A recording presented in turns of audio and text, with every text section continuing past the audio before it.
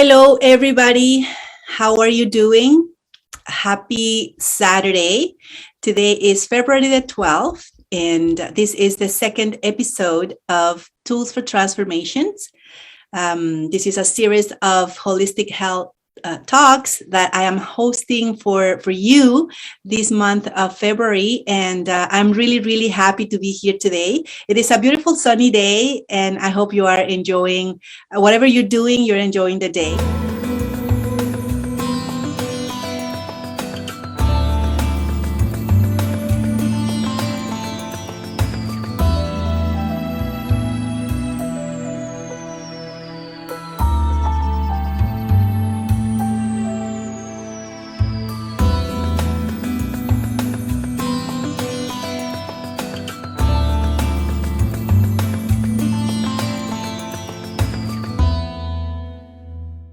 Tools for Transformation. It's a series where we're going to be talking about different holistic perspectives in terms of self-care, about health and well-being. And as you know, the first episode was last Saturday. Today, we're going to be having the second episode, and next week will be the third and last episode for this series for this month of February. I will be broadcasting live in the future, and I will be bringing to you more guest speakers and more interesting topics for you to learn, to share, and to get more tools to add to your personal self-care kit.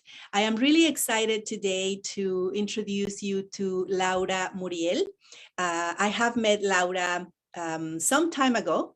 I actually met her on a class she was doing, and she was a wonderful practitioner. I remember I felt so connected and so at ease when I was practicing with her. And then we connected last year again. She was part of a project that I was coordinating.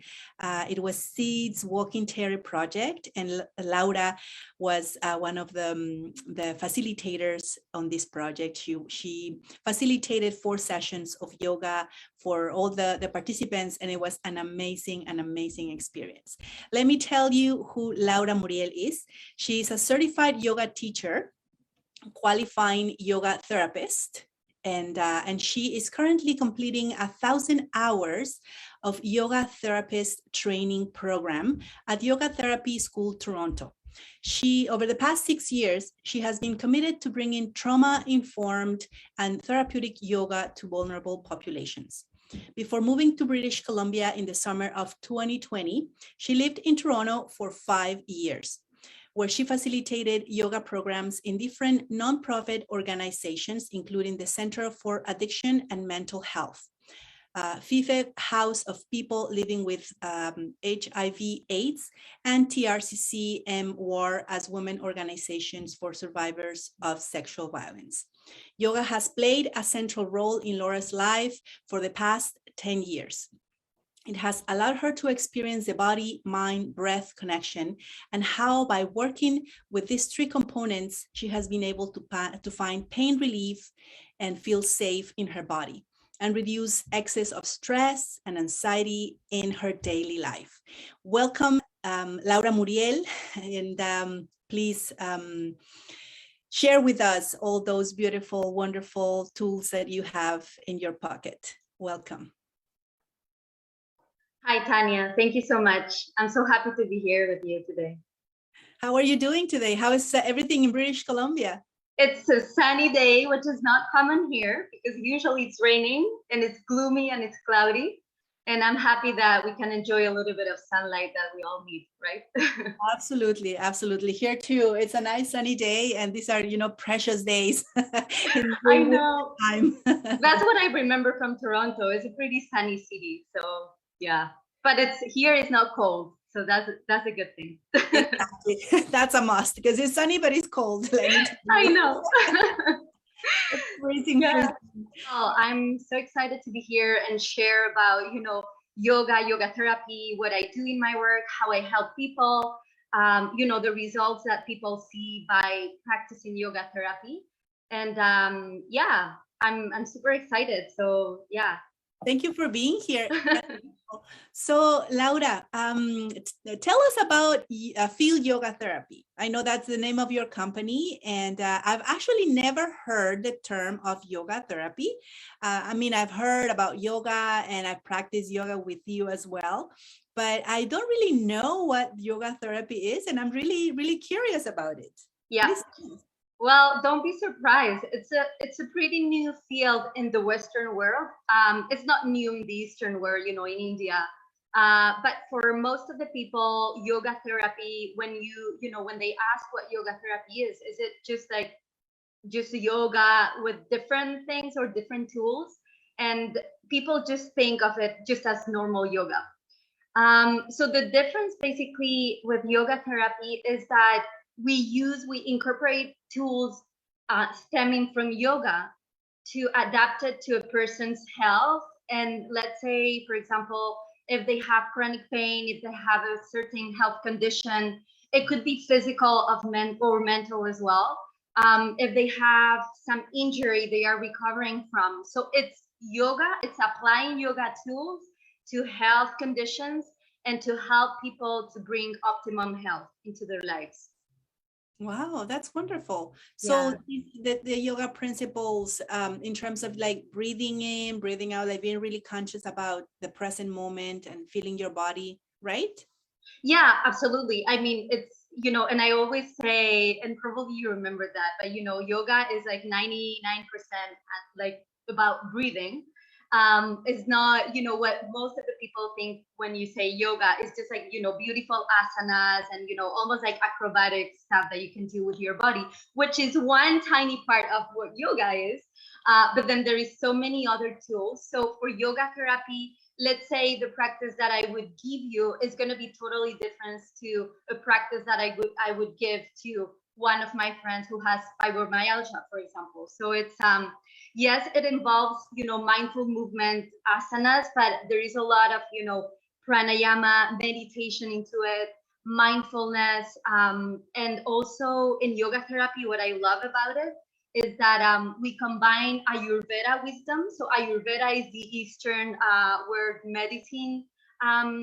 It's the medicine that they have used like for thousands of years. And then Ayurveda and yoga really like they combine together. They are very powerful because actually yoga is one of the branches of Ayurveda. And it incorporates, diet, lifestyle management, even like self-massage techniques. So this is what yoga therapy entails. It's, combining all those tools to create a personalized practice that is going to be, adapted to your goals, to your health, to what you need in your life. Wow, that sounds amazing. That sounds Thank you. so like so complete, like really a very integrative practice, right? Because you're seeing many, many aspects. You're seeing the physical, the emotional, the mental, and obviously the spiritual. Yeah, exactly. It's very holistic. Yeah, it's 100%. It's and also what I like about it is that just because each person is different, each body is different, their practice is going to be totally, adapted to them as well. So it's not like, when you step in a yoga class, let's say, a hatha yoga class, there is a group of people and then you just teach for that people, for that specific group. Of Right. course, you can always offer modifications or variations, but it's going to be like a group class. And sometimes if you have like neck pain or you even low back, like so many people live with low back pain right now, it's just crazy. Yeah. Hip pain, or even like if you have like some digestive concern going on, a group class might not be the best idea. It might be preferable to just find a practitioner that can adapt the yoga practice to you and to your needs. Yeah. Wow, that's wonderful. And so you're actually training right now to become a yoga therapist. I'm almost done. I'm in my internship process, which involved working one-on-one with people, because yoga therapy is mostly one-on-one work. We can also do like small groups as well. Let's say for yoga for people who suffer from depression or anxiety, could be a small group where I can really like, personalize and offer modifications to each person. But yes, it's I'm almost done.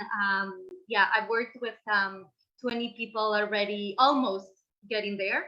And yeah, I'm so excited. It's been a long program. I started in 2019, March 2019. So Wow. and then the pandemic came and everything switched online, but I still had the, in person, half of the training, I think it was in person. And then I moved to BC as well in the meantime. So yeah, I'm so excited to just graduate and be able to fully, do my work. Yeah. Absolutely. And you're going to do super, super, super great. Oh, You're thank you. such an amazing practitioner. I remember when I met you, I've tried a few classes, yoga classes before, but you have a special touch. I'm telling you, like I felt so at ease and so, like not judgment, just like really, really free and really comfortable. And it was an amazing practice. So you're going to do well, very well. Thank you, Tanya. Well, it's been a pleasure. Like ever since we met, I think it's been how long? Maybe 5 years.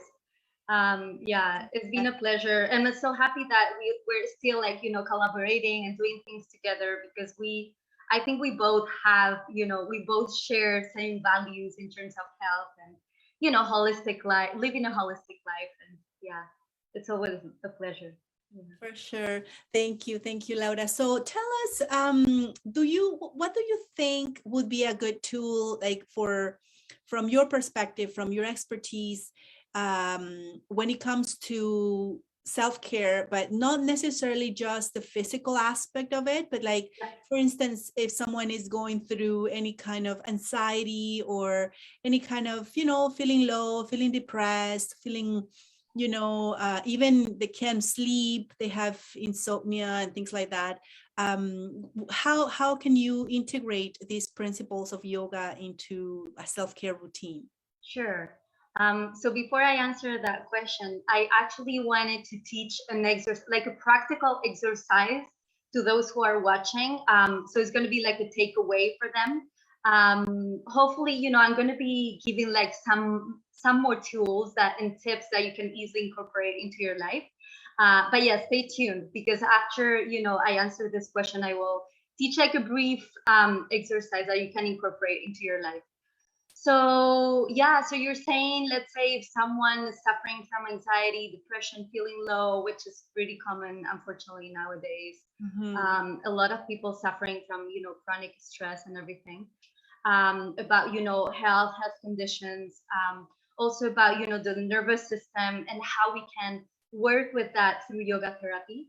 And we're seeing that more and more research is saying that one of the major cause of many diseases is chronic stress. So our inability to deal with the stress responses like fight, flight, and freeze responses, our inability or just like not knowing how to channel that and how to work with that in our inner body and mind systems. It's manifesting as many diseases, not just physical, but mental health diseases as well. So, for yoga for anxiety or depression, I would say, if you're feeling low or if you're feeling depression, what I'm seeing by working with people is that they are very disconnected from their body. So what happens when you're disconnected from your body? You don't really know what your body needs, and you don't really know how to give to your body what it needs, right? And that might mean, in terms of diet, in terms of physical movement, in terms of doing things that light you up. If you are not in touch with what your body needs, maybe you don't know what you want in life, you don't know what brings you joy. So by working with that, by working with someone, helping them to gain that touch with their body again and regaining that connection, they slowly start to build up some more self-knowledge, right? Which is one of the tools of yoga as well, is Svadhyaya. It's about learning who we are, right? In our deeper self. So, for anxiety, let's say if you're feeling that you're overthinking, you cannot be present in this moment, that might mean that you need to move a little bit. So maybe that might mean that you need to go for a walk, that you need to do some, stretches, some mindful movement, that you need to just pause and see, okay, what my body's asking me to do right now. Or one of the very important things as well is just stopping and starting to just listening to your breath. And that's already going to give you a lot of information, because a lot of us, let's say, if we're suffering from anxiety, we have a tendency to breathe into our chest. And it's a very shallow, slow, shallow and fast breath. So we're not really like oxygenating the whole body. And we tend to have a lot of tension in the neck and the upper body. That's how anxiety usually manifests itself. So maybe just stopping and seeing, being curious and seeing, okay, how am I feeling right now? Where am I holding tension right now in my body? How does my mind is doing? Is it taking me somewhere else, in the future, in the past? Is there anything that I can do to bring myself, into this moment? So that might be, breath work, pranayama, which we do in yoga therapy. And again, or just listening to your body and just moving whatever, if you have neck tension and upper body tension and you're working at your desk, that might mean just to readjust the position, or just take a break and go to the washroom. That's some things that you can do.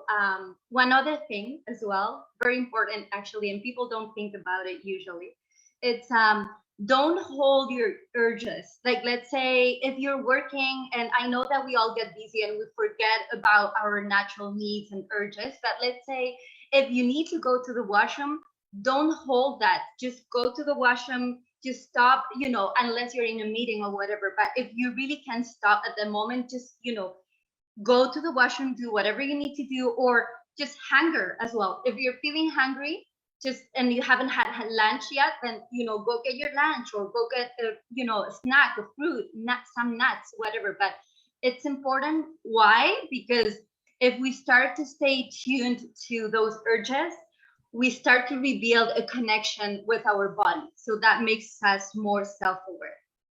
I love, sorry to interrupt you, but no. I just love the way that you have just, explain the fact that self-care relates to self-knowledge. This is something that we all need to really, learn. Body is true, because the more you know yourself, the more able you are to listen to your own body, the more opportunities and success you will have in being healthier and being well and feeling, really at least in control of how your emotions work. So I really love that. I think you nailed that part really great. And I'm an advocate and a total fan of self-knowledge. That's the one thing that I always tell my clients, the people I work with. Self-knowledge is fundamental. It's something that we need to start investing in, not only time and consciousness, but also in acquiring tools to even, go deeper, to really understand what it is that we are, and at a holistic level. And the fact that you're telling, this, like, listen to your body, go with your urges, don't ignore them. That is absolutely crucial when it comes to knowing ourselves, to connecting with our body, because it's true what you're saying. Sometimes we're very disconnected from our bodies. Sometimes we don't really know. We don't know. And that's the problem, because if you're not aware of that, how are you going to change that, right? Exactly. 100%. And self-care, it might mean different things for different people. Like, it's not self-care could be just, about your professional career as well, how to, get a job where you're going to feel fulfilled as well. About relationships, just, maintaining relationships that are nurturing and, respectful.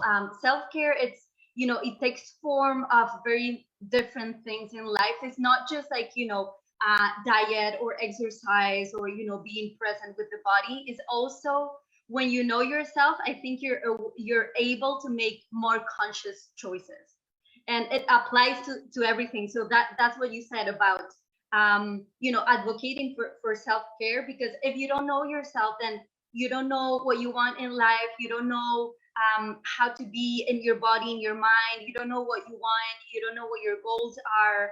You don't know what you need. So it's totally you just feel like out of balance.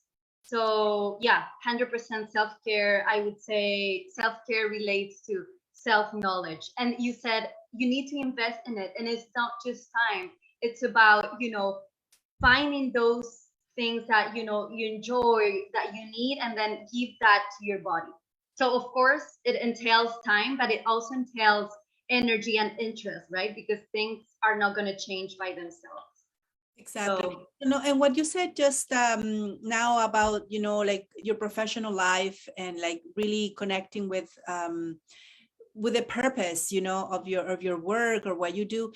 It's because self-care has many aspects to it, right? So is it not only the physical aspect, which is, the most basic one, because if we don't care for our bodies, then there's nothing else, right? yeah. But then we have mental health, we have emotional health, emotional, spiritual self-care, social, financial, professional, like all of these aspects are very important to take into consideration when we are thinking seriously about creating a plan or creating a routine or creating a habit of caring for ourselves. So we have to really see the whole picture, and we have to take all those aspects in consideration. And that's what I like to tell, clients and the people I work with. It's taking, for my work, it would be taking yoga off the mat. So it's not just about the routine that you're creating to do, the practice of yoga therapy in this case, but it would be, how can I apply that to my whole life? So you're saying it that, my financial life, my personal life, my spiritual life, emotions, which by the way, emotions live in the body. So if you're not in tune with your body, then you don't know what you're feeling, right? And you don't know what you need by that. So one of the things that you said about the urges, and what you mentioned insomnia as well. So the other aspect is listening to your body when it's tired and when it's time to go to sleep. That's a natural urge as well. And we tend to go like to bed, most of us, like very late at night. I keep seeing that people going to bed at midnight, 1 a.m. People having a lot of insomnia, sleep troubles. So one tip that I would say, it's not 100%, it's not yoga, but it's just brain knowledge. Just screen time. Just try to reduce screen time, especially if you're going to bed, if it's the evening or nighttime. Just turning off your devices maybe 1 hour before you go to bed, so that you give your eyes and your brain a break from that constant, stimulations that we get from devices. And then before going to bed, doing something that is gonna, maybe some mindful stretching, or maybe some reading, or if you have kids, maybe spending time with your kids, some quality time. So doing things that is going to help you transition to go to bed. Hopefully it will eventually help you to deal with insomnia, with all those sleep patterns that we're seeing, that we are totally out of balance nowadays, right? Absolutely. We need to do that. I mean, we need to just like the way you said, like establishing a winding down routine, because otherwise it's like, yeah, exactly. Yeah. Because if you are like watching a movie and then right away you said, okay, turn it off, let's go to bed. That's not going to happen unless you're a very deep sleeper, which is very not common nowadays. Really switching the the bulb, and just slowly just getting rid of the devices, because the blue light really The blue light. affects Yeah. our ability to sleep. Yeah. And I also, something that I always say, don't bring your devices to your bed. Don't bring them, and don't have your TV in your bedroom, because otherwise it's just, constant stimulation, constant radiation as well, because it has a lot of radiation. And one thing I always do, because I mean, you need your devices perhaps for to wake you up in the morning, the alarm and stuff, True. right? So put your devices on a airplane mode. That's what I do. The Wi-Fi off, so you're not constantly while you're sleeping bombarded with all this radiation. And when you said about stimulation, it reminded me also, try not to drink or eat anything that's going to stimulate your nervous system. Like, let's say, don't have coffee at night, or reduce like chocolate intake because it's a stimulant as well, or maybe take it earlier. But yeah, try to reduce like anything, high sugar drinks or anything that's going to stimulate you as well. Try not to have them like in the evening or nighttime, or those are one of the things that you can do as well to help prepare your body. Because if we don't get proper rest, then you're going to keep dragging that low energy, that fatigue all throughout, not just the week, but throughout the month, throughout years, even sometimes.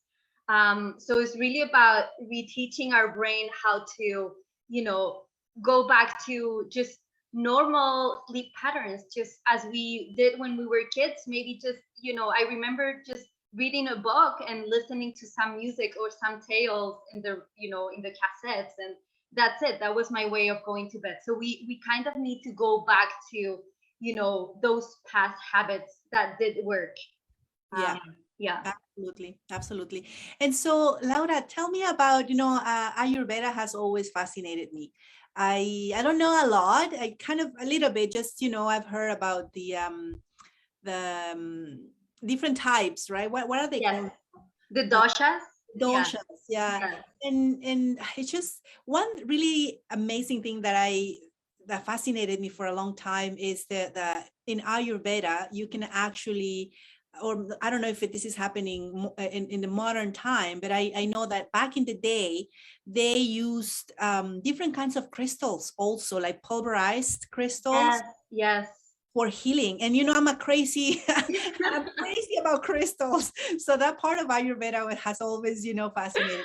Yeah. Oh my God, you can even like eat sapphire or ruby or whatever, like in a purple in a, I don't know, whatever paste form, and that will help you in a way. I mean, not surprising, because nowadays we also use the silver, right? True. Yeah. I heard of that. So it's a wonderful and very ancient practice to ingest minerals and quartz for well-being. So, well, tell me a little bit about Ayurveda and how you use it as part of your yoga therapy. Sure. So first of all, I'm not an Ayurveda practitioner, but just because yoga and Ayurveda go hand in hand, there is so much wisdom that we can take from it. And as you said, it's an ancient healing system, and it's is being proven all throughout the years, thousands of years. It's about experience, and the doctors in Ayurveda, they are so in tune with nature and the elements, and what you said about gems and rocks and everything. I'm not super familiar with ingesting the minerals in it, but I know that there is, you can actually use the rocks or gems for their energetic properties. And when you're meditating, or even, to prepare yourself for bed, for example, if you have like a sort of an altar, or, you have a sort of space where you have like dear objects to you, that could be rocks or gems or whatever. But yeah, Ayurveda, so mainly what it says is that there is three main constitutions. It's Vata, which represents air. It's Pitta, which represents fire, and then there is a Kapha that represents water. So according to your main constitution, we all have the three constitutions, because it's like, you know, in Mother Earth, we have, you know, we have rivers, we have the ocean, we have sun, we have the earth, the soil. So there is everything in the planet. Same happens to us, because we're no different from the outside world or the planet or, you know, the earth. We all have natural, natural, how would you say that, components into us. But we all have a main constitution. So according to that main constitution, there's going to be a diet that is going to be most favorable for that. There's going to be, you know, certain practices that are going to be more fulfilling for that type of constitution as well.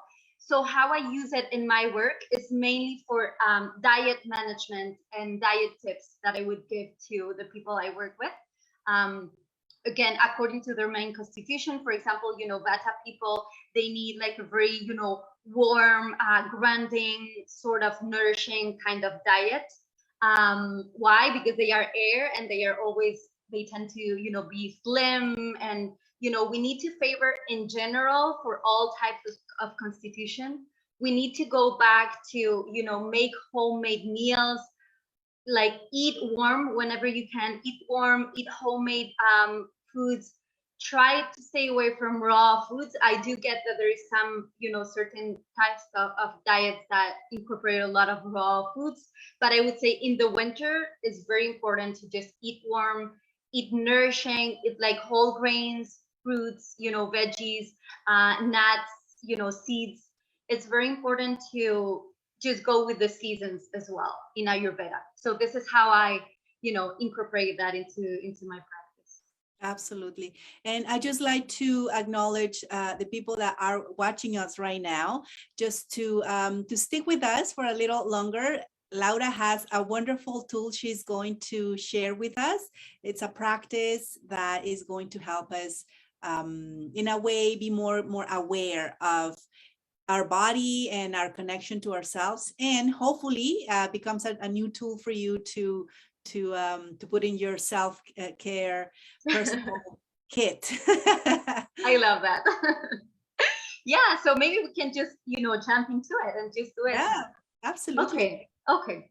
So yeah, just finding a comfortable position. So if you're sitting, you know, at your desk or on the couch, you can even close your eyes if you feel comfortable that way.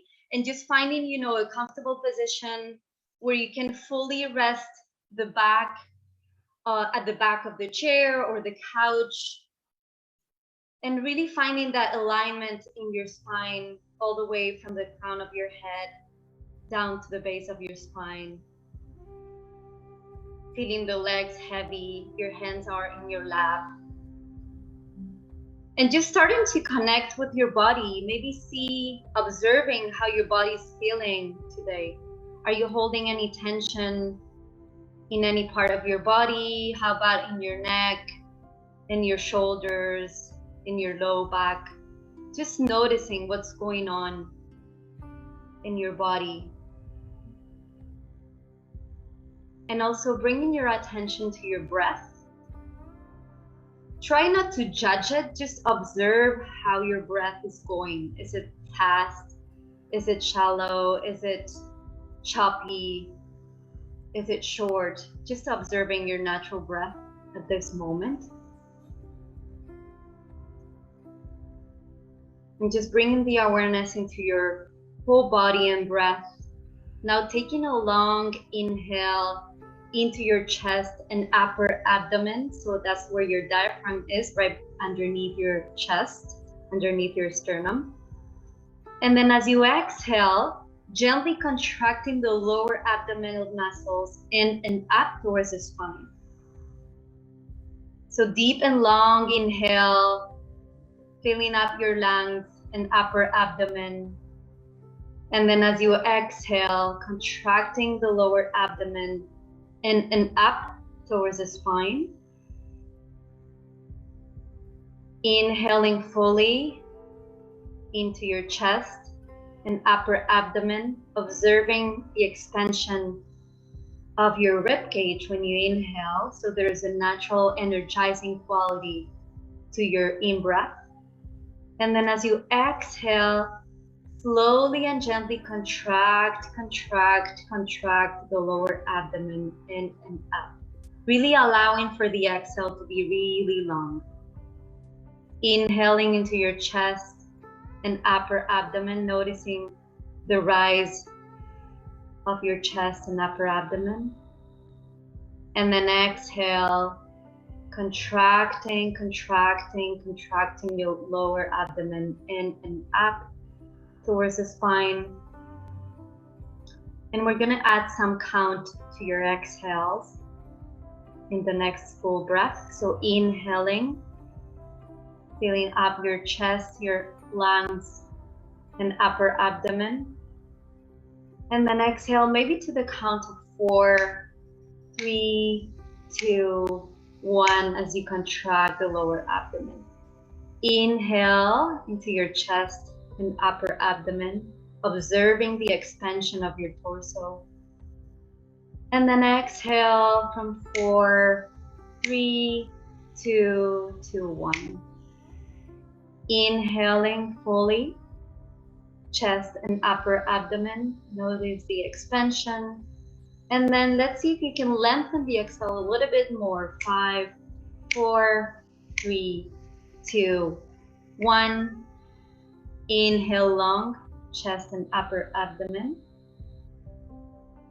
And exhale 5, 4, 3, contracting the lower belly, in and up. Inhaling long into the chest and upper abdomen. Again, noticing the rise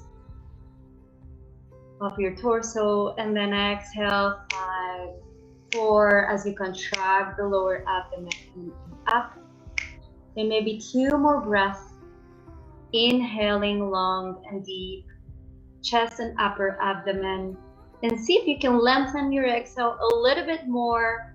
6, 5, 4, as you contract the belly in and up.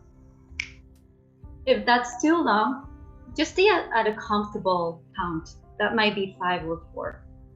So taking a more expansive breath on the inhale into your chest and upper abdomen. And then exhale, maybe from 6, 5, 4, 3, 2, 1. And just making one more natural breath. Inhaling, filling up your lungs, your chest and upper abdomen. And then exhale long. Just stick into your comfortable longer count for the exhale as you contract the lower abdomen muscles in and out. And just releasing the count, just going back to your natural breath. Just noticing any new sensations in your body after doing this exercise. Inhale long and then exhale fully through your nose. So we're always inhaling and exhaling through the nose when we do this type of exercise. Ujjayi breathing, that's the name. Inhale long one more time. And then a smooth exhale at your own pace.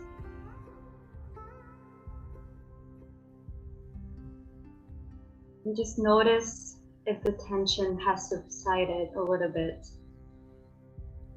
If the tension that you might be feeling in the neck or low back, hips or shoulders. And just notice the new rhythm in your breath, the rhythm of your thoughts as well. Just checking up with your mind as well. And just when you're ready, you can open your eyes. And just going back to the room you're at. Just becoming aware again of, the noises and the sound of my voice. Wow. And this is something that, I always tell people, this is something that you can do at your desk if you're taking a mini break, like you're super like overwhelmed and stressed and you need to pause. You can do it at your desk. You can do it like once you get up while still on bed. You can do it before eating, whenever. Please don't do it when you're driving, but if you're in the subway, the train, at the bus, even at the bus station, even if you're waiting outside of the shop to get some bread while you're lining up, you can do it as well, just becoming aware of your breathing and, lengthening the inhale and the exhale. Yeah, this is a tool that you can easily incorporate into your daily life. And it doesn't have to be 20 minutes. It could be just like, 3, 5 minutes. The longer you do it, of course, the more you give your body and mind a chance to relax and settle down. But, if you only have 3 minutes or 5 minutes, then, just do it. Exactly. And hopefully you can do it sitting down or lying down, because you Of might course. Oh, yeah. lightheaded. Totally. Woohoo! Yeah, you can do it. Yeah.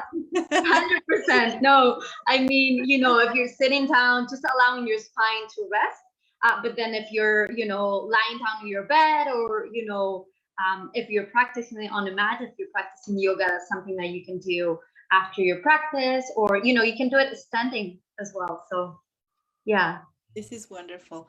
Thank you, Laura. This is such a nice break, to have in a really busy day, and just when you're like feeling overwhelmed, when you're feeling really busy, when you're feeling like you need to just pause. This is a wonderful opportunity to not only oxygenate your body, but also feel connected to your body, to like really going in and listening to what's going on, and perhaps if you're a very intuitive person and you are in touch with your intuitive abilities, you will perhaps have a message, right? You will hear your body speaking to you and say, hey, this is what you need right now. This is what you have to do right now in order to keep going, right? Or even just noticing that, maybe you stop and then you observe your breathing and you say, oh gosh, I was not, like, most of the time we don't fully breath. We just, our shallow, our breath tends to be very shallow in like just chest breathing, and that, increases the chances of anxiety and, other things. But yeah, just noticing, oh, I'm not breathing. I'm almost like not breathing. I cannot even notice the movement of my chest and abdomen when I breathe. So, that's, as you said, that's a message like, okay, I need to stop, and I need to, oxygenate my whole body and give it a chance to feel alive. Absolutely, absolutely. And so before you tell us how we can get in touch with you, and if you have any social media platforms, how we can learn more about the work that you do, I just would like to point out how right on you were in, pointing out that self-care really relates to self-knowledge, to really finding that opportunity to know yourself, to know who you are, but not just at a superficial level, more a very deep level where you can take control of whatever is happening in your life, and finding that awareness will allow you to find the right tools that you are going to need at that time to come back to the center, to come back to regain equilibrium and balance. Breathing, I think that's key. It's super important. It's great that you have addressed it so much, because when you start realizing that the deeper and the more conscious you are at breathing, then it just will become part of who you are. Yeah. We definitely live in a world that keep us, unfortunately, breathing very shallowly. Like we're very superficial. We're so like always at in edge. and so much to do, and things happen. And so we're kind of, in a way, we're not familiar with what it means to breathe deeply, right? So No, yeah. the more you remember, just do it, breathe deeply, and then you'll find yourself In the process. doing it more naturally. It will become second nature. But at first you need to make it a habit, and you need to really be very aware of breathing, and perhaps setting an alarm. An alarm, yeah. Hey, this is the time when I'm going to be, breathing very deeply for 5 minutes or 3 minutes or whatever, 10 times, Or even I would say, if you're sitting at your desk and you're working on some project, and then that you're feeling very stressful, but then you're not aware that that's impacting your breathing, and therefore I love this quote that my teachers always say, as your breath goes, your mind goes. So it's just a consequence. Like if we're always in our minds, super busy, overthinking, a lot of anxiety, not being present, that's a consequence of how our breath is going. So by working with the breath, you work with the mind, and vice versa. Yeah. So thank you so much, Laura. I think it's great. Everything that you mentioned, all the tips about, making your food at home and cooking, nice, nourishing, warm meals, and learning about the type of constitution you are, moving your body, like really even just, a couple of gentle stretches will make a big difference in terms of including more self-care habits in your new life, and will definitely allow you to be more in contact with your body and your needs. So tell us, how can we get in contact with you? Do you have a website or? Yes, of course. So if that's okay, I was thinking of just adding that info into the comments below. And, I do have a website. I have an Instagram profile as well. You can get in touch through me through Facebook too, an email. So if that's okay, I'll just share it in the chat box. Of course. Feel free to get in touch with me. And one of the things that I wanted to add as well is that, from my experience and from the work that I'm doing one-on-one with people, I'm mostly focusing on, helping people to reduce chronic stress. And by that, it will, help them to live a better quality of life, just because of all that we talked about today, and that you summed up earlier, just saying that, self-care and self-knowledge is just a way of giving your body and mind and life what it needs.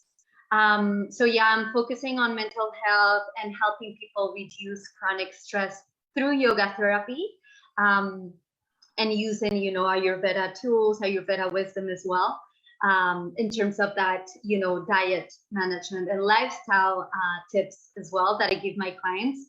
So currently I do have a program that involves 4 sessions one-on-one over a period of 4 to 6 weeks, so about a month and a half.